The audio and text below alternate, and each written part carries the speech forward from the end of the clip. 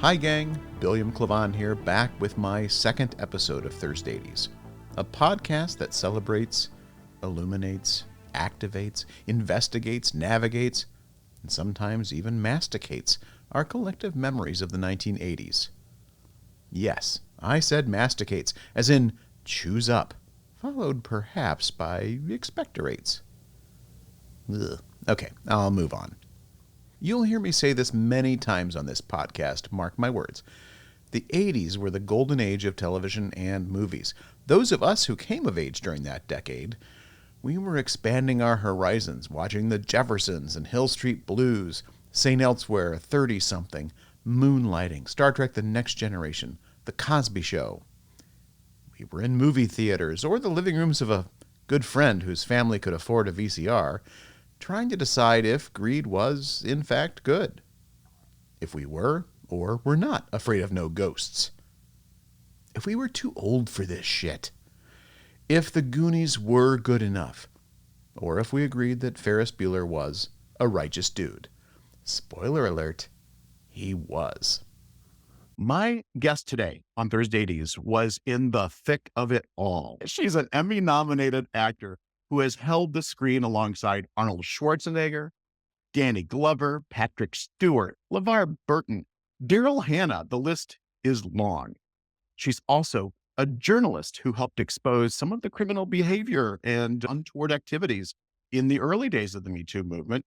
And more recently, and this is how we became acquainted, in 2015, she founded Drive-By Do-Gooders in Los Angeles, a nonprofit which provides basic human necessities to those living in downtown Los Angeles and the homeless encampments around the city, particularly the elderly and disabled and their pets. She's also the very first sponsor of the Thursdeighties podcast and someone who has always been incredibly supportive, so generous with her love and time. Folks, Lycia Naff. Oh my gosh, I'm the first. That's the first. So I'm popping your cherry, Bill. Is that what's happening? Yes, that's exactly right. That's exactly right. Now, you are somebody that I have, I don't feel like we haven't known each other for a long time, but we have, known you forever. Through social media, yeah, but we've been close. Yes. I get you and you get me, so that's great. Before we jump into the good stuff, I have three quick sort of Coke or Pepsi questions. Don't think too much about these, Okay. but other than your own work, what is your favorite 80s movie? Let's see. It really wasn't one of those Breakfast Club John Hughes movies. And it wasn't really, I hate to say it because I was in a lot of sci-fi stuff. It wasn't one of those. What was my favorite 80s movie? All right. Let me think about it. Let's go on. Okay. Second question then, along similar lines, favorite 80s television show? Oh, God. Well, The Jeffersons, Sanford and Son, all of the ones that were shot on like video, like live video. And it was just kind of messy and, slow editing. I loved that stuff. Yeah. All right. Last of the three questions, we can always circle back to favorite movie. Last one, favorite 80s song or band? Who were you listening to? There's two, and they're both not in favor at the moment. But Michael Jackson, anything by Michael Jackson, because it was dance music, man. And then maybe whatever was funk. I was not like new wave. I wasn't, the B-52s. I didn't even really like the clothes. No, I love the 80s politics and sexuality and liberalism, but I didn't like the fashion. And I wasn't crazy about that whole new wave sound. I just didn't. I wanted funk. I like to dance. Right. So it was Donna Summers who I was thinking about. Oh, sure. He was such a huge influence. Yeah. Michael Jackson and Donna Summer, they both kind of fell out of favor, but that was my 80s music. I still don't know about 80s films. Oh, I do know. I was so into foreign film, and I still am. And anything French, anything Italian, anything overseas, anything German.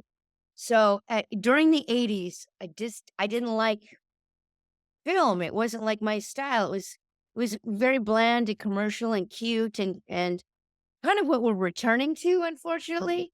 Like Yeah. the 70s were kind of gritty and different and push the lines, and the 90s did that too. Right. And now we're back to, fairyland, and everybody's getting canceled for saying anything. Cinema Paradiso. Um, Yes! Oh, I love that film. that is top of my list. And I will tell you, that was the movie my wife and I were going to see on our first date. Um, h- I, I swear. And I planned a whole evening, an Italian evening. We went to a wonderful little Italian restaurant on Taylor Street in Chicago called Florence. And then I was going to take her down to the Arts Theater on Michigan Avenue to see Cinema Paradiso. We wound up talking for so long over dinner, we missed the movie. Missed the movie. Oh, God, but that doesn't matter. Oh, how romantic are you, Billiam? Oh my God. Wow. That would be Well, a perfect way to hook me in, by the way. I had a So willing co-conspirator in her. So yeah. And I Oh. worked in a video store, which is how she and I met.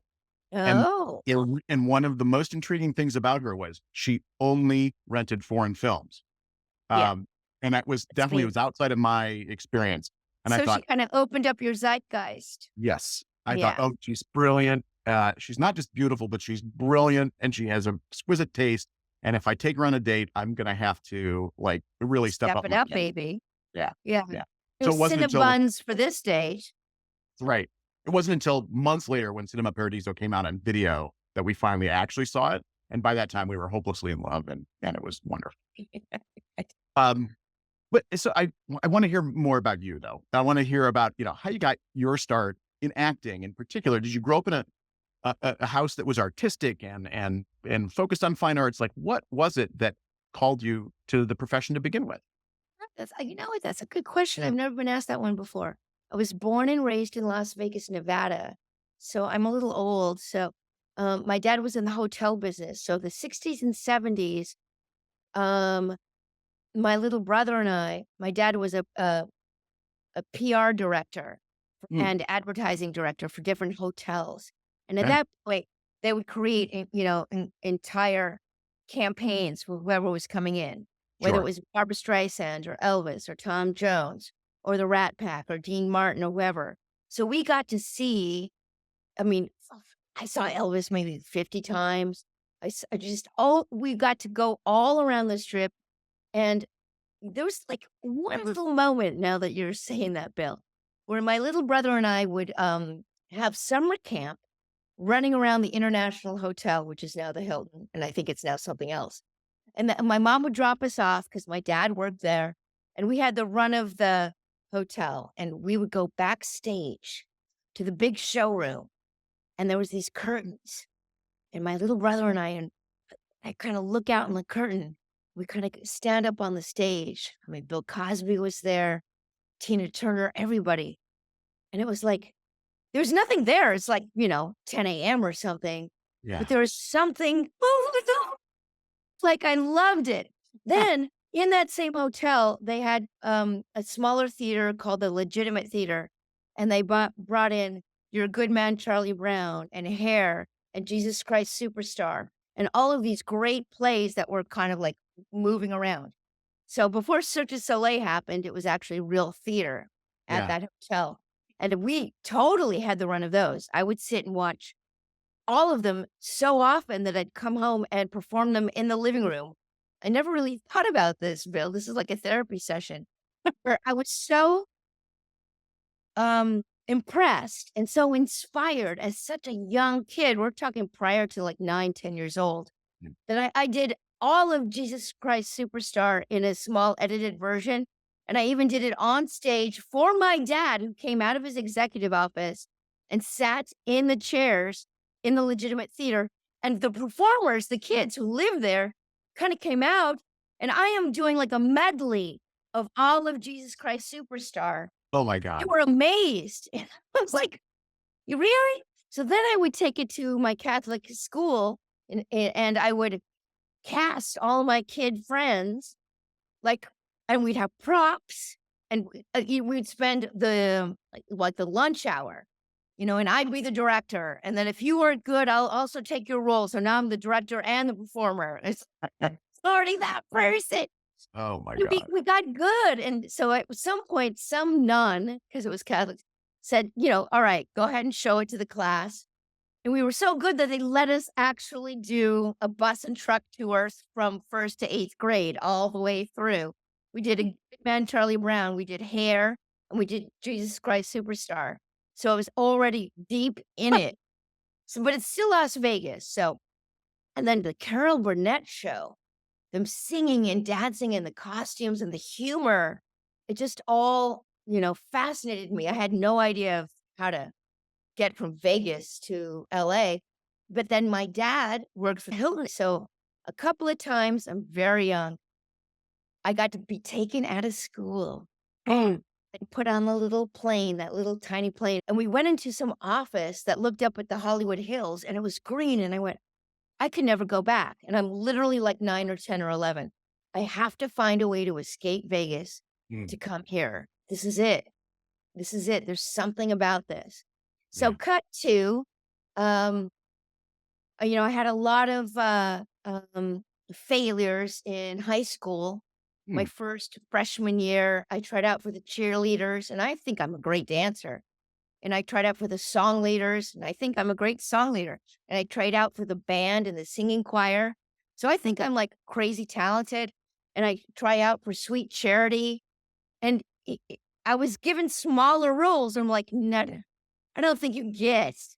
No, I'm going to quit. I'm not going to take these small. I don't, this is something that only you and my therapist know. But it was like, I was amazed that people weren't seeing my talent. But it started there. Here's why I wasn't doing well in high school. I was pushing my own boundaries. I was trying too hard. I was doing steps that were beyond my, perfection. My voice was trying to hit notes that were beyond what I could do at that moment.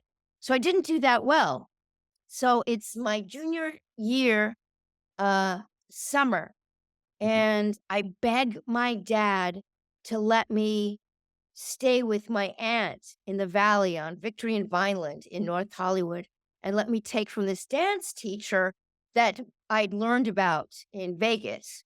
He was a great dance teacher, and all the strippers would come in at 4 p.m. and do ballet. And I mean, it was literally, and all the showgirls. And they talked about this one teacher, Jaime Rogers, and he's in LA, and he was in West Side Story, the original West Side Story, and he was one of the Jerome Robbins boys. So I was like, can I stay at my dad's, spare room? And so I did. And I took classes every single day with this Jaime Rogers guy.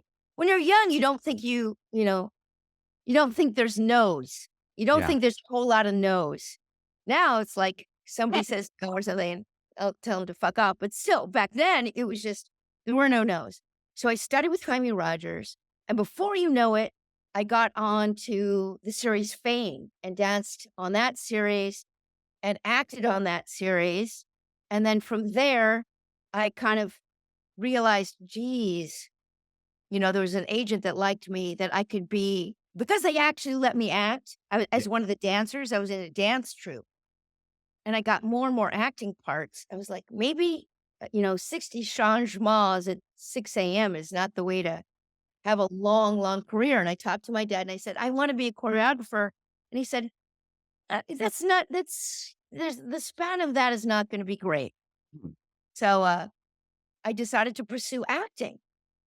And that happened really quick. So I left Fame as an actor and dancer.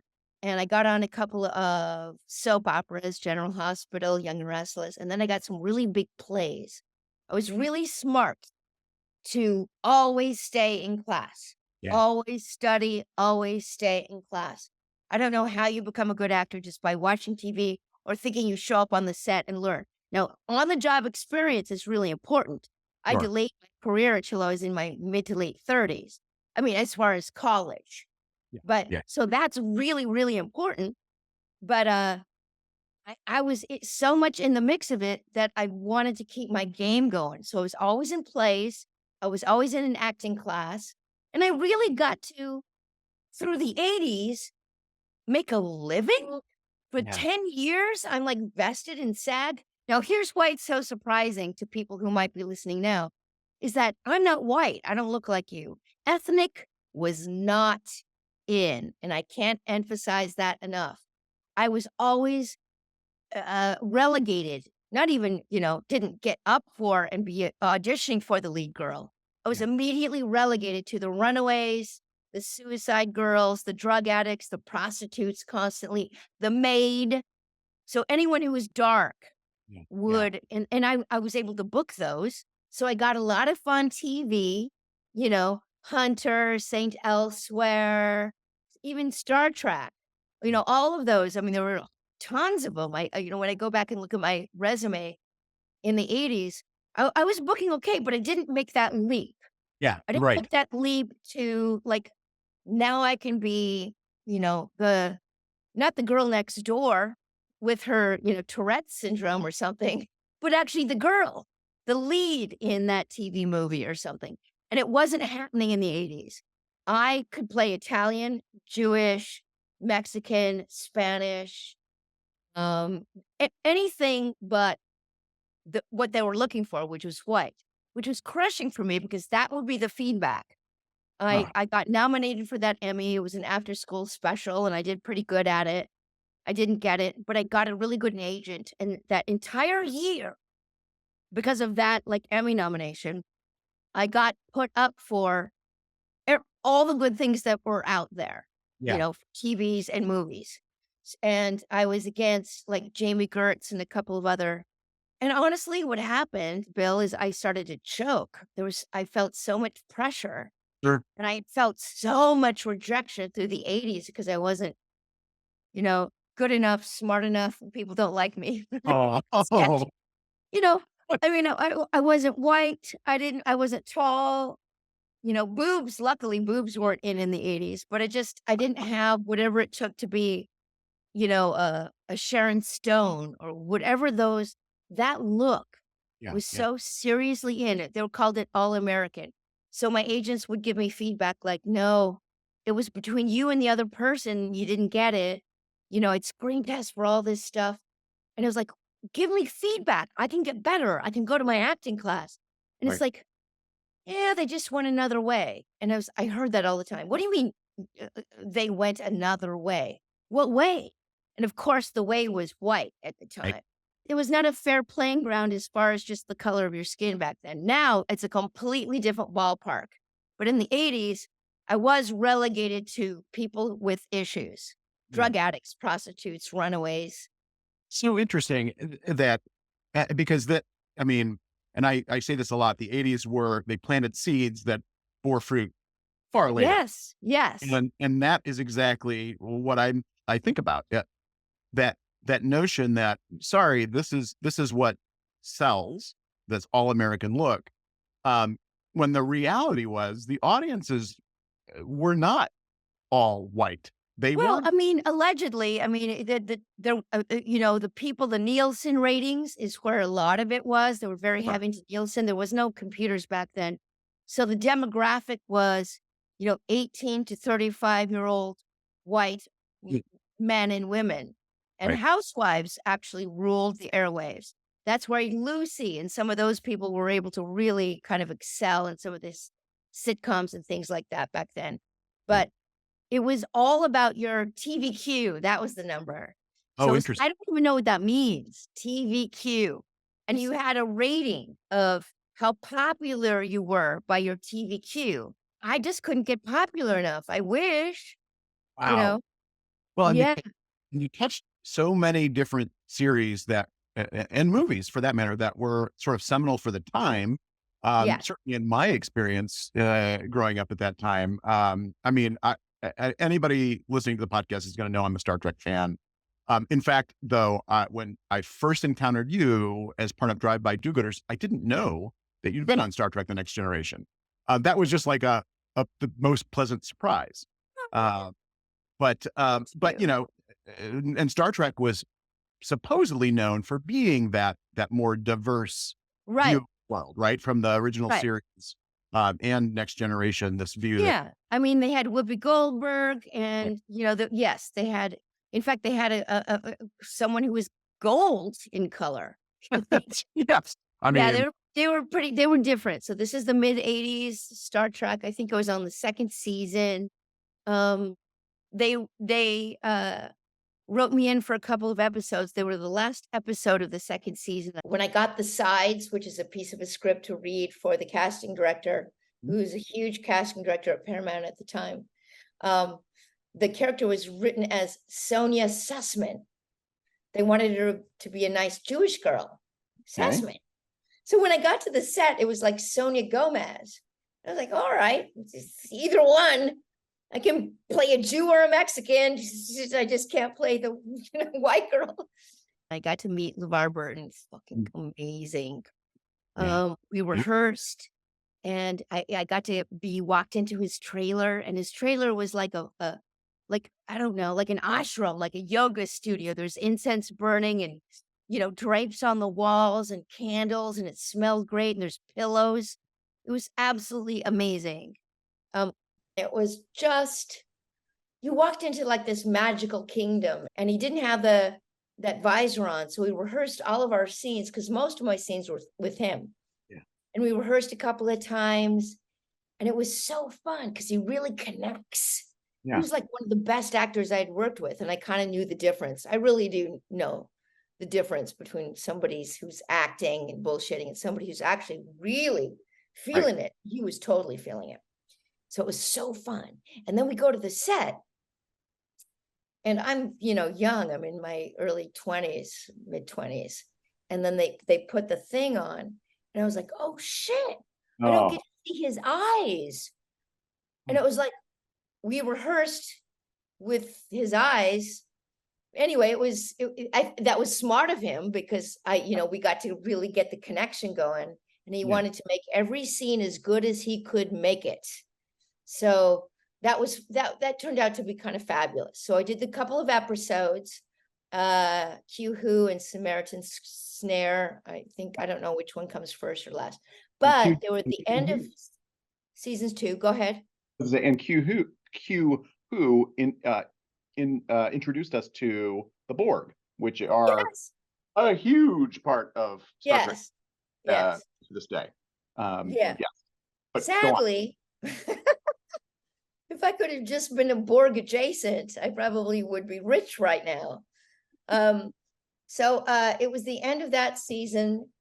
I forget what year. And another writer's strike hit. They threw out a little carrot, a little branch, saying you may come back next season as Geordi's love interest. And I was like, yeah, what? So I was really hoping that would happen, because in the original Star Trek canon, he falls so in love with a character, I don't know if it was even Sonia, probably might have been, that he's willing to do this life-threatening surgery to take his visor off and get surgery so that he can see the love of his life. He's so in love with, quote unquote, me. And they wrote me as comic relief. I'm like bumbling, I'm a bumbling, ensign in engineering. I'm spilling hot chocolate all over Picard. Geordi and I are walking down the hallway, and he's, I'm like, I want to be a big part of this. It seems like, so when it came to turning me into a love interest, the feedback from the new writers was that Geordi would never fall in love with somebody like you. And I was like, but that's the way you wrote it. So it had nothing to do with me, but I did not get to continue on because, and I don't think he ever ended up. I think they killed that storyline. They did. And by the way, you the two of you had great chemistry, I thought. And I've always, because I think I've heard you mention that before, that notion that it could have gone this direction. Right. And it would have been wonderful. And I think that that was the one thing about Geordi that I always sort of ached for him as a character, was he was so soulful. He never found love. Yeah. Yeah. But I also know that you got to reprise your role, but as a captain. That's true. In Star Trek Lower Decks. So at least we know that Ensign Sonia Gomez didn't shoot herself in the foot. Ultimately, she made her way up to captain. Yeah, but dude, it took me 30 years to get a promotion. What the fuck? Yeah, it's a good point. Now I'm on, I'm the captain of the Archimedes on Lower Decks. What couldn't I have been in any of the anything? Anyway, I'm glad to have done it. it was fun to watch them animate me because they gave me more boobs and hips than I actually do. Well, it was a delight to hear your voice and see your character come back. And I think I reached out to you right after I saw that episode, and I said, this was actually the best episode of the season. And that wasn't. Oh, that's so cool. And that that's what they said about Q-Who and Samaritan Snare. The only problem is when I read the script for Lower Decks, I went, I'm just a plot line to move the plot line on. I'm not gonna. It wasn't meant for me to have my own plot, my own story. I was just moving the plot forward. Sure. So, sure. And it was during COVID. So this is kind of fun. Do you want me to tell you this story? Please. About how I voiced over it? I would love to hear it. Okay. So I think this is like November, December of 2020 or 21. It was just, COVID was going on and on and on. I think it was 2021. And I get called that I got reprised. And I'm like, what took you so long? And I want a really big raise. I was getting 35 cents an hour. So now it's going to be 2 billion. Yeah, right. Anyway, so I go down to a set and it's all COVID-y. It was a sound studio in the Valley on Ventura Boulevard. And you have to show all your tests. You have to actually show like the vaccine points on your arms. You're masked up. You're suited up. So I walked in and I showed them COVID-free. And I walk in and there's a microphone and my script. The microphone is covered. There's no producers or directors in the room. Usually there's like a panel of people who want to give you direction. There's an engineer behind glass who's going to, pull all the triggers. But the producers and directors and everybody who had a hand in anything to say about anything were on these giant screens. That alone was like Star Trek. I'm looking at like 8 screens of heads on Zoom during COVID, giving me direction. And I'm at the microphone and I have to kind of say my lines like, all right, that's enough existential dread. Let's get back to work. And then I go, cut. And then head number 6 went, could you do that with more of this? Head number 3 would go, yeah, could you do it more like this? So you navigated the 80s into the 90s a bit, but then you pivoted. You decide you did what many people are afraid to do. You decided to change careers. I left the business. That was really traumatic because I was young. So I was pretty much a surviving actor from 18 to 28 to 30 years old, through the 80s and early 90s. And then I really took a look at the fact that I wasn't getting ahead. I got this Emmy nomination. I had gotten great agents. I was up for everything I'd ever want to be up for, and I wasn't getting that either. And I was choking, and I knew it. I was not doing well at auditions. And then my agents dropped me. Oh, fuck. So at that point, I went, do I want to start from scratch and beg up and get another agent? It just seemed so defeating. And I was smart enough to have already taken a couple classes at the community college here, Santa Monica College. And I just went, maybe I should like get an education for fuck's sake.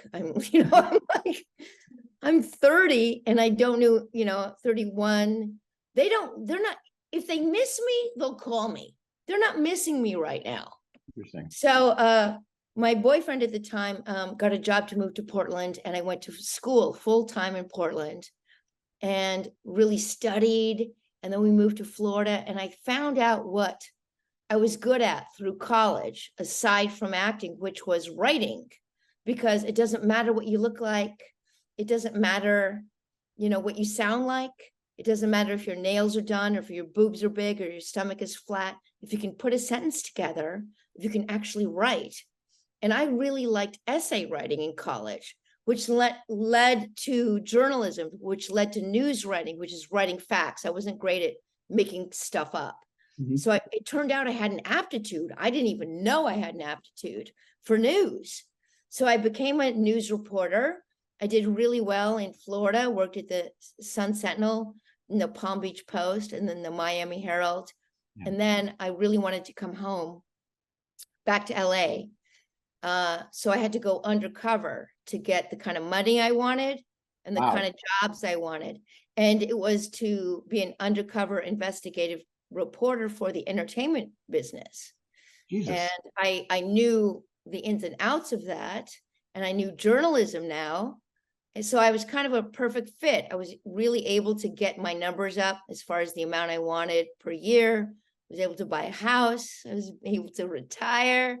And from then, I was able to kind of use my free time as I have now, as being a little bit of a philanthropist, like now go out and help, because I'm such a consumer.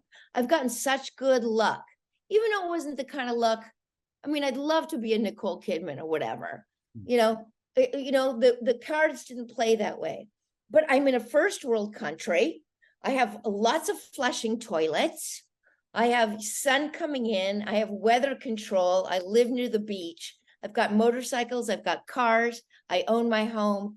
This is anything I'd ever complain about is so first world, So starting a charity to help the poor, to me, was like a no-brainer. It's like recycling or paying your taxes. It's not even something that I need to step out of myself to do. We should give frigging back. I take and take and eat and digest and digest, collect and collect. So I just noticed from doing, this kind of stuff all the time, driving around in LA, commuting, you see a homeless person on the street and they look like my parents or my grandparents. Whatever I had in my car, I'd give it to them.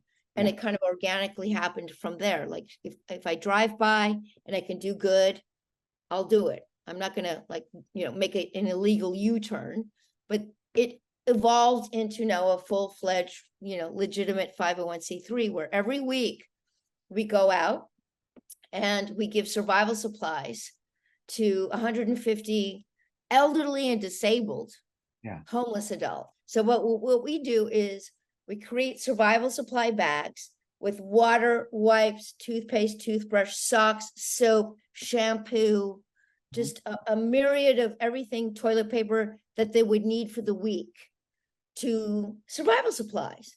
So it's like we're triage. We go out, drive by, and we do good from our car windows like an ice cream truck. We just go and hand out stuff on the outskirts of Skid Row, where more of the disabled and elderly live. And that's almost primarily Black, or just people really down on their luck. I mean, by the time you get to Skid Row, LA, you're not shooting up dope. You're not stealing Amazon packages. You're not stealing people's bikes. You've lived there for a while. It's the last stop for somebody who's fallen out of the system. They're like invisible people. They're like the forgotten people. And then it turns out they also have pets. So, and I'm such a pet crazy, insane person, 3 dogs, 6 bunnies, and that's just on a good day. We see that pets for our elderly and disabled homeless mean security, love, something to wake up for, just, to care for, all of that. So not only do we help them with survival supplies, like the basics, but we help their dogs too. Skid Row has like 10,000 people in a 50 square block. There's 1 water fountain, about 4 bathrooms, about 6 showers. So it's not really functional. It's very, very, very third world. I mean, compared to, I come 7 miles west to my house at the beach, it's like this exists right around the corner, right 7 miles away. So it's not like a refugee camp in Syria. It's pretty serious, and it goes neglected because they don't complain. They just live there. I never thought about that. That's what it is. They don't complain. They don't want more. They've accepted their fate. They just live there and die there. So, the government and the money sources go elsewhere to the screaming people, the squeaky wheel, who's like, fill in my pothole, or give me a better stoplight here. And the homeless population in Skid Row, specifically, I'm talking about, really go unnoticed and neglected. I've gone down there every week for more than 10 years now. We meet the same folks. They're on alleged lists to get housing. Sometimes they will get housing at these temporary housing, like at a hotel. And then if they pass muster, they'll get better housing, and they end up right back on the street.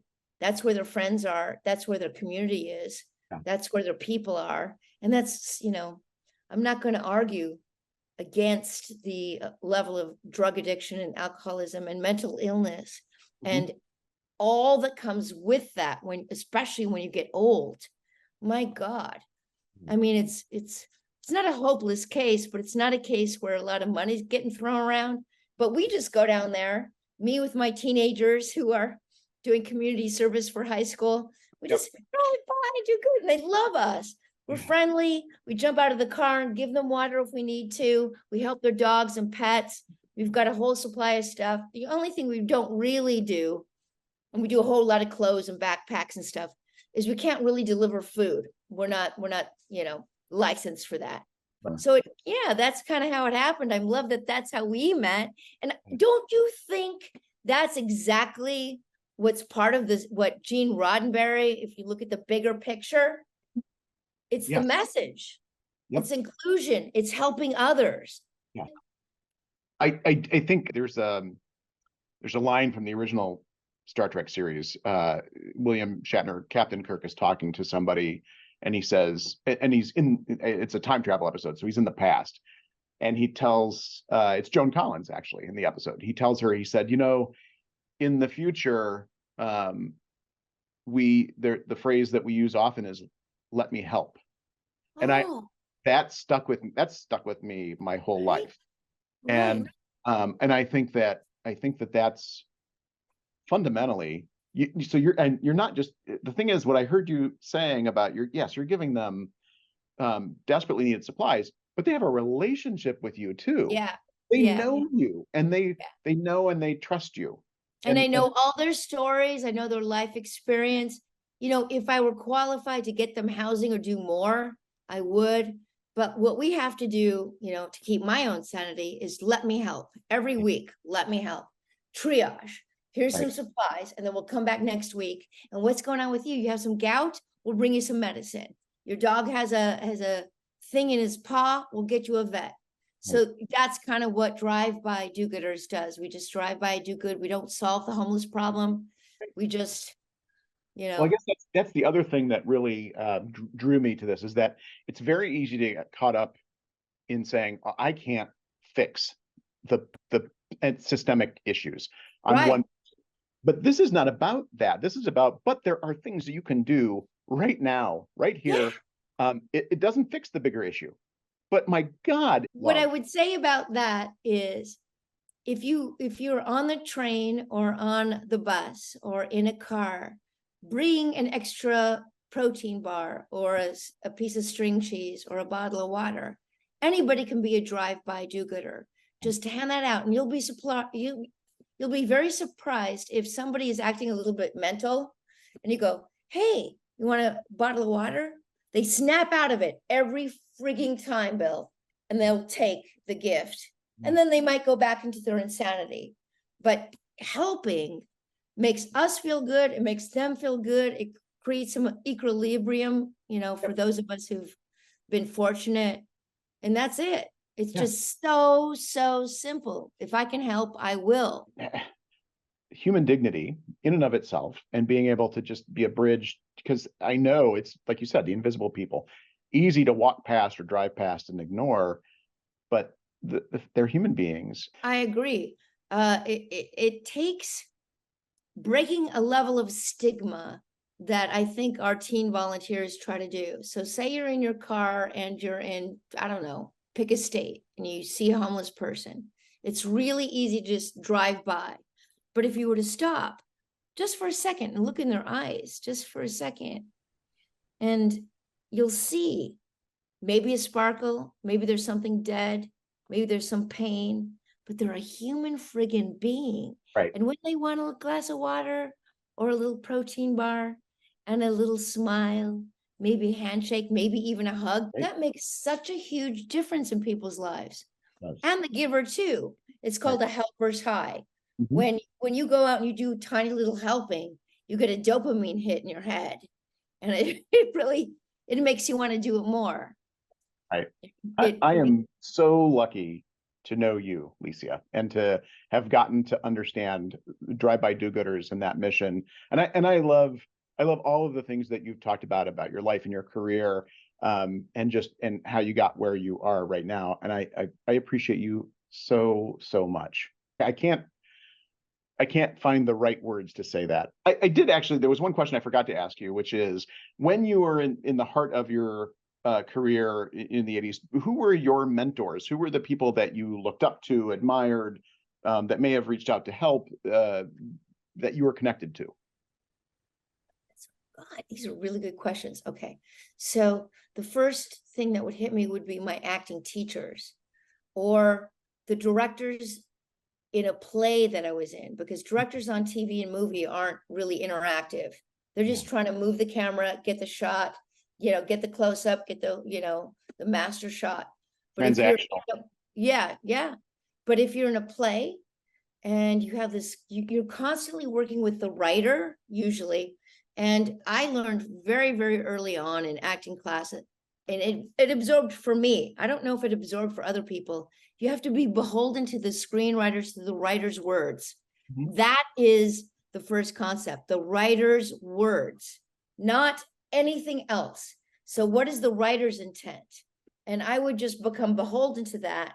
So when I was doing a play and the writer would come to the rehearsal, and the director and writer would work together, if there was any comment that they wanted me to, if I wasn't reading something right, it was so glorifying for me to get enlightened by that. To me, it was paying homage to the script, to the written word, not to my idea of how I can turn my head and get my close up, or how I can deliver this line so that they can't cut away, or that this line will make me famous, show me the money or something. It was, to me, it was very, very authentic. And so those mentors were people who were the true artists, I guess. These are great questions, Bill. The ground level, and even if they were not, I'm talking ground level, they could be rich and famous, but they were in the mix, trying to make a play better, trying to make a movie better, with an interaction that was a group compilation of ideas. And I was always open to it. I was never that kind of ego that went, I have a better idea, just die. Can't you just see that I know what I'm doing? So those would be kind of the mentors in the business anyway. Yeah. And watching the top pros. Always watching like the Danny Glovers and the Arnold Schwarzeneggers, watch them work and see how they operate within this huge dinosaur of a system that is so complicated. And there's so many moving parts. We've got cameras, lights, technicians, special effects, director, all these producers on top of the directors, like a halo of hate. Like a halo of judgment about how the money is going to flow down, right? And watched how they would negotiate that. That definitely had a big influence on me and made a difference on how I would go onto a set and operate in a scene or, something. It was, we're, as an actor, it's really hard unless you're at a top level, which I was not. You're kind of just a tiny little player. You're a cog in the big machine, and you want to do what's told of you to do. Now, if you have a better idea, that's where it gets a little bit tricky. You have to find the right person to ask, can I change this line to his, to it?